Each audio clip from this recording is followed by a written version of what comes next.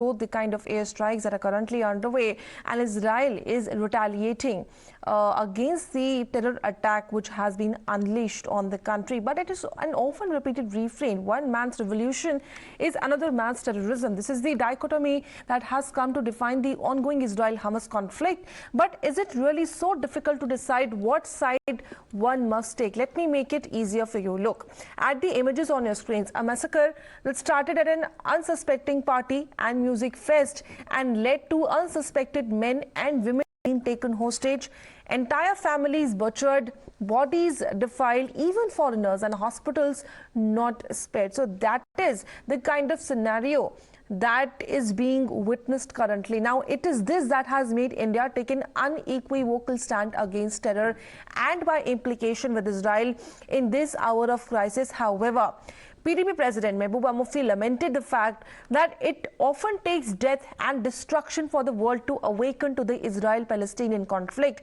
She said, and I quote, "Today, just because the shoe on the other foot is pinching, the so-called democracies are outraged. This selective outrage is criminal to say the least." While Mehbooba Mufti chose to maintain silence over unspeakable horrors inflicted by Hamas, BJP used the attack to launch a broadside on the Congress, and citing the examples of various terror incidents across the country, including Mumbai terror attack. The BJP said, what Israel is facing today, India suffered between 2004 and 2014. Never forgive, never forget. A clear dig at UPA regime, and the Congress did not take kindly to it, because BJP's video spoke of series of terror attacks under the previous governments to drive home the point that NDA has ensured that there is zero tolerance for terror since it came to power.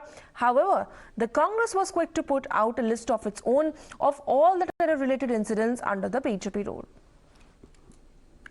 2014 के बाद से हालांकि इसका हम बहुत प्रचार नहीं करना चाहते हैं, लेकिन सच्चाई तो ये है कि आतंकी घटनाएं हमारे देश पे ऑलमोस्ट जीरो हो चुकी हैं। इसमें बहुत अंदर तक हमारी एजेंसियां घुसी हुई हैं।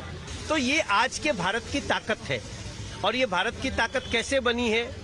हम अंतरिक्ष में मजबूत हुए हैं। हमारे पास ऐसे ऐसे इंस्ट्रूमेंट हैं कि नकारात्मक एक भी एक्टिविटी को हमारी सारा सिस्टम पकड़ता है, चाहे वो पाकिस्तान इन्वॉल्व हो, चाहे चाइना इन्वॉल्व हो, और चाहे दुनिया का कोई देश इन्वॉल्व हो। भारत को अब कोई आंख दिखा के डरा नहीं सकता।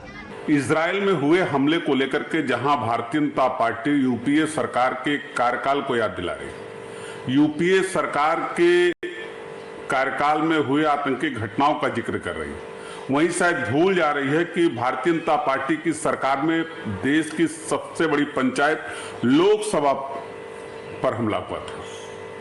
तमाम सांसदों की जान खतरे में थी उसमें, और लगातार आज भी जम्मू कश्मीर आतंकवाद के साए में है। आए दिन आतंकी घटनाएं हो रही हैं, लोगों की जानें जा रही हैं, मणिपुर जल रहा है।